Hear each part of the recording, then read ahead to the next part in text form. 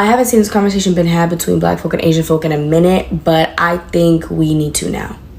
We cannot avoid it because this is not a decision to praise. Hello guys, and welcome back to my channel, guys. So I want to explain to you about what is going on with the Supreme Court's ruling against affirmative action, because most of us then, me including me then, got it a little bit twisted, guys. So I just want to help everyone to get it right, to understand like what is really going on, because I did my own research, because as a black person, you know, I need to be a little bit step ahead. So let's just complete this video and we shall talk. Getting rid of affirmative action is not beneficial to the Asian community. It was not affirmative action's fault for why Asian people in the Asian community were experiencing some difficulties getting into colleges. And it was not black or other brown people's fault for the difficulties that y'all's community was facing in college admissions. And I ain't saying all Asian people believe this. Matter of fact, I believe a majority of y'all don't. But this myth exists for a reason, because they specifically have been using this for decades to cause a rift and divide between these communities of color. One of these cases at the Supreme Court, the Harvard one, was specifically talking about the discrimination against Asian Americans due to affirmative action. We're going to see this talking about how this is going to help Asian Americans, while black and other brown people are talking about how terrible this decision is. And that divide alone being pushed in rhetoric and media and think pieces where Asian Americans are talking about this is beneficial for them, while black and brown people are talking about how terrible this is going to cause and continue a rift, while white supremacy, the real culprit, is over being the puppet master and completely skating accountability. Do not fall for it. One of the complaints that the Asian community has talked about in college admissions is that they have to outperform white people, right? Because of the model minority myth. That's exactly it. It's the model minority myth, not affirmative action, that's the problem. Model minority myth is terrible. It stems from white supremacy. It stems from division. But don't let the model minority myth brainwash you into thinking that you can get white privilege, and if you don't, it's black and other brown people's fault. True affirmative action would have actually been realizing, oh, that Asian Americans don't have to outperform. We shouldn't believe in the model minority myth. Same way we shouldn't believe that black and brown people are less intelligent or capable. True affirmative action wouldn't be benefiting white women more than any other group. True affirmative action wouldn't have allowed legacy students a 5 times better chance of getting into a college university. White supremacy and all of that, including the model minority myth, is the enemy. When you look at the stats, who is getting into university more often? Right? Who is more represented at these schools and colleges? White folk, legacy students, it's them. They are protecting themselves while wanting us to believe that we are the cause for each other's problems. Anything that was built with the intent to help a minority group, even if it was just one, that being taken away is not going to be good for that minority group or any other minority group. A lot of the advancements that have happened in America for minority groups have happened on the backs of black people, on the backs of our ancestors, because we have to fight for our rights. We are not your enemy. We are not each other's enemy. Don't fall for it. Okay, so boom. So the Supreme Court said the gig is up. Okay, it's over with. So their whole thing is like, look, under the 14th Amendment of the Constitution, the Equal Protection Clause said we all supposed to be equal. Okay, we're not supposed to be considering nobody race when it comes to situations. We supposed to just let everybody supposed to have the same fair chances, same everything. They said affirmative action is unconstitutional because y'all sitting up in here letting these black kids and these Hispanic kids up in these Ivy League schools and stuff like that because they black and they Hispanic, okay? But y'all not letting white kids in because they white, and y'all not letting Asian kids in because they Asian. So basically y'all discriminating, and no, you're not supposed to be discriminating. It's supposed to be everybody supposed to have equal protection. They was like, we let y'all play this game long enough. Okay, like y'all knew it was finna come to an end. We don't know what to tell y'all. So if y'all don't know somebody right now that could like give you a recommendation to get into these schools and stuff like that, we don't know what to tell you. Okay, if your bloodline ain't got the money yet, you know, to make sure that you could donate or put your name on a building or something like that, that's not our problem, bro. Like, we gave y'all a chance to get it together. We don't know what to tell you. So y'all gonna have to let that one ride. So they really felt the way, because they was like, look, the last time we had this little conversation, Justice O'Connor told y'all had about 25 years to get it together, and then we was going to have to stop playing this game. So we trying to figure out why, when y'all put up in here, y'all didn't pull up in here with no expiration date on when we was going to stop giving people of color opportunities just because they people of color. So I'm just sitting here like, they probably didn't come to y'all with no expiration date because they didn't know when y'all was going to stop being racist. And yes, Justice O'Connor did say 25 years, but she must have forgot that it took over 400 years in a dogfight for y'all to even end slavery. And then y'all know Texas hung on to slavery like a black girl trying to hang on to her in the summer raids. But then y'all did a drive-by and bust a U-turn on racism because y'all came up with the 13th Amendment, which is like the baby brother of slavery. And then y'all brought their cousin to the party, Jim Crow, and you wasn't even invited. And then Claire Bear, bruh. Claire Bear was so bent on the fact that the dissent in Plessy says that the Constitution is colorblind. And like, I didn't go to Yale, but I just feel like when they said it's colorblind, they was talking about the people in the room, because there wasn't no people of color in the room when they wrote the Constitution, because ain't no way they was talking about real life. Because if it was so colorblind, we wouldn't have to keep amending it. And then Chief Roberts, you had said something, I guess, about like, oh, y'all sit up here arguing that it's benefits to having diverse classrooms, but like, how we supposed to know that it's really benefits to having diverse classrooms? Like, how we supposed to figure that out? And maybe you can't quantify the benefits of having a diverse environment, but I'm telling you right now, we are all sitting here bearing witness to the detriment of not having a diverse environment, because y'all thought process is given no diversity.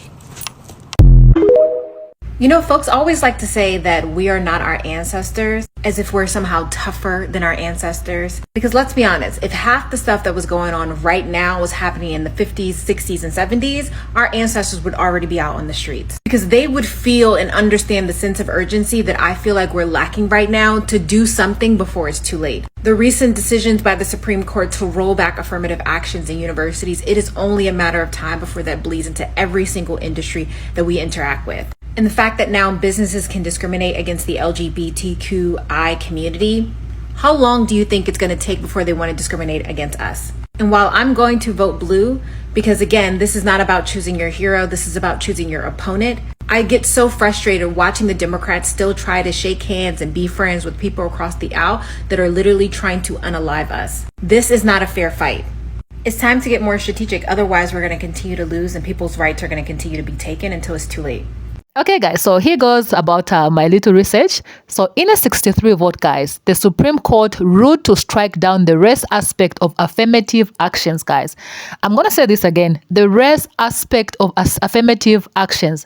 So, and I'm being like very specific about this because like I'm seeing a lot of tweets, a lot of comments inviting palm color women into this conversation for some type of like, you know, liberation of BIPOC, Black, indigenous people of color to speak up and speak out. And I'm like, I'm being confused on this, guys. Like, okay, let's just watch these other videos and we'll continue from this. So the Supreme Court shot down race-conscious admissions at universities. As a student at Yale, the school where 4 of the Supreme Court justices went to, 3 of whom voted in favor of dismantling race-conscious admissions, I thought I'd give my input. The premise of affirmative action lies in placing favor on certain individuals or certain groups. We often hear it being used in relation to race, but there are many other ways that we favor individuals in the college admissions process. Think private tutors, SAT prep courses, feeder schools, legacies, connections, wealth. By having access to any of that, you are more likely and oftentimes more successful at being admitted to a college.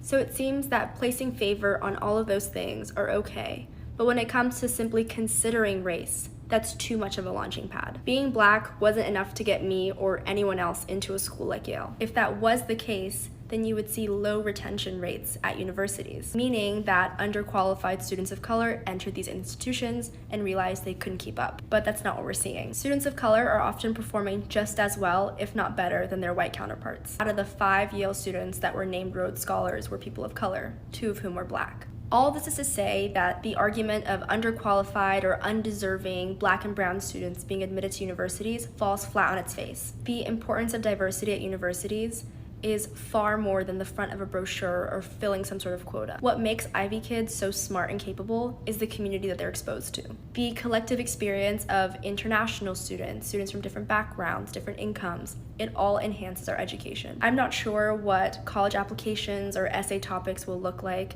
I'm not even sure what Yale will look like 4 years from now. All I know is that my kids and those of many, many Black and brown students across the nation will be legacies. And when that happens, I wonder what our justice system will say about legacy-based admissions.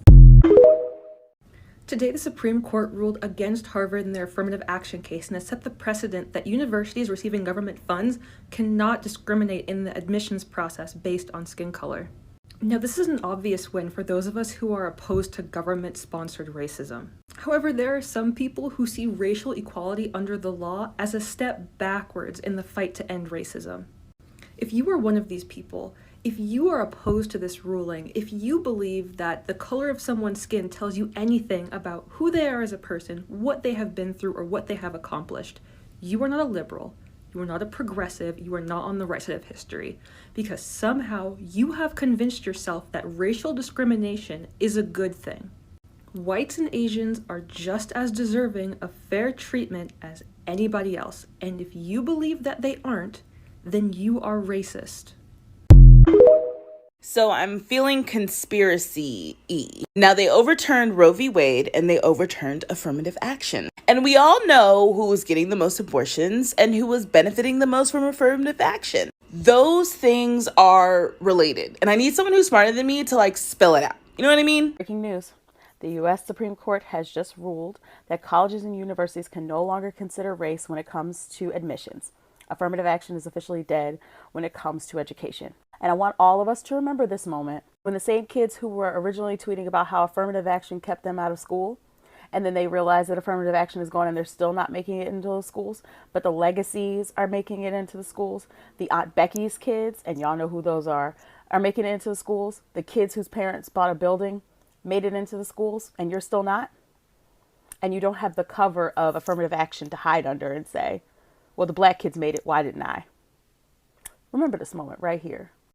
The funniest shit to me is that whenever we have these conversations about, oh, people get rejected from schools and then we start talking about fucking affirmative action, y'all somehow, some way, never, and I mean never bring up the legacy students, which are the real reasons why y'all be getting rejected from these fucking schools.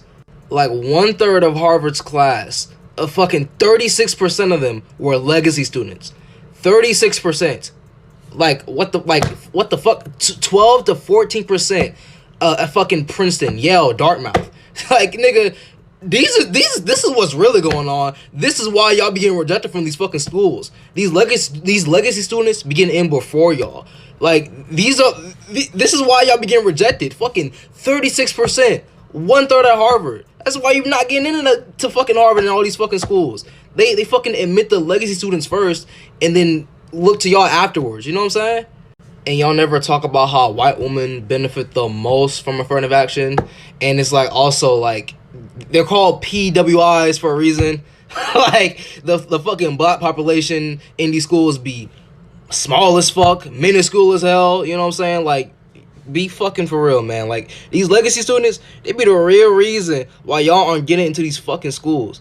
1/3 of Harvard students were fucking legacy students. 36%. Nigga, focus on what's really going on. It's not affirmative action. It's these motherfucking legacy students, and the fact that these fucking colleges and universities be getting thousands of admissions and shit. Relax. You feel me? Black people gather around. White people, Asians with consciousness, Latinos that know your worth. All my native brothers and sisters, get close. Look, man, I've seen enough and you should have seen enough too. I'm not writing no letters. I'm not marching. I'm not sending no emails. There ain't nothing I need to say to them because they already know how we feel on the subject before they even make their ruling. I want y'all to understand, remember back when the pandemic took place, the country ain't nothing more than an insurance company. We pay the country money, right? We pay our dues over and over. And when it's time for them to pay back, they certainly don't have the funds or the means to do so. Like an insurance company that can't pay. You remember during the pandemic, I want you to think about this. You had people who didn't have no money to spend because they were out of work. Then you had people who didn't spend their money because they didn't know what tomorrow held. And then you had some people who were just as safeguards were not spending their money. It was bringing the country to its knees, right? Because all of the businesses were closed and people weren't getting out and basically there was no economic flow. The country literally felt they needed to give us money to stimulate us to get back out into the economy, because without us spending money, the country cannot move forward. The power is already there. Just normalize the bullshit so much that we don't understand exactly how much power we have. You want them to hear you? Hold your money. We're not taking out no loans. We're not going to buy nothing new. We're going to just do the bare necessities, and we're going to let this country take and feel this hit. Get your affairs in order. Details coming soon. They don't care that we're dying. They don't care that we're not being educated. They don't care that we're not being employed. They don't care that we're sick. The only thing they care about is wealth and power. Okay, so like I was saying, guys, the reason why I'm confused is because historically, affirmative action has always benefited who? You know whom? So because the Supreme Court decided to cut the race part and leave the gender part there, guess who it's still gonna benefit even more?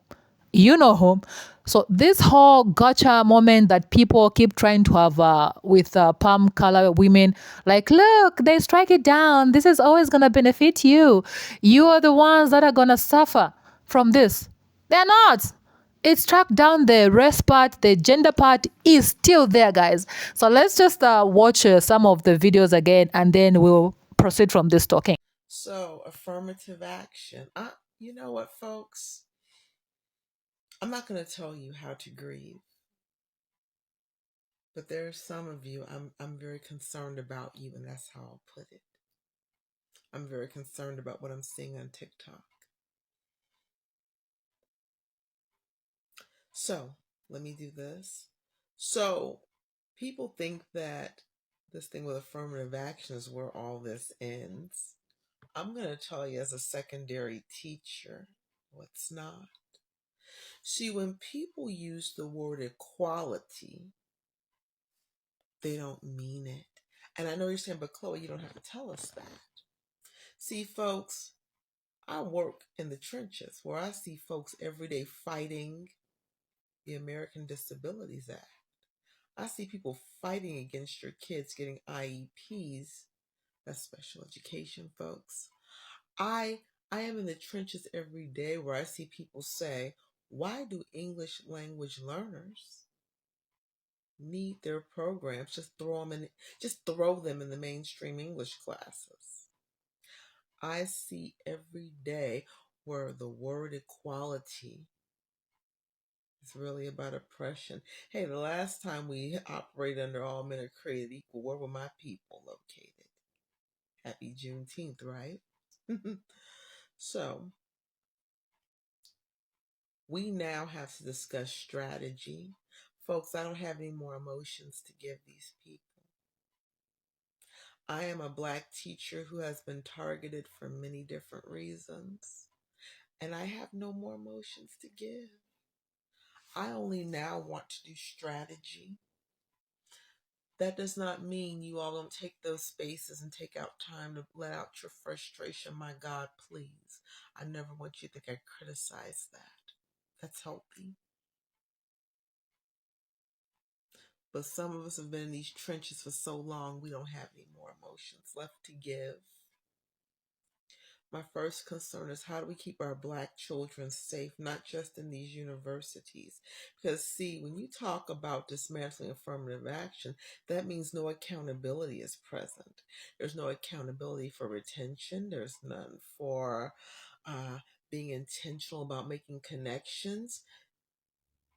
Without data, whatever you're going through doesn't exist, and that's what they've been going for. That's what people like Ed Bloom have been going for. I want to discuss strategies with you on how to keep our children safe. From K all the way up to 13, I love you.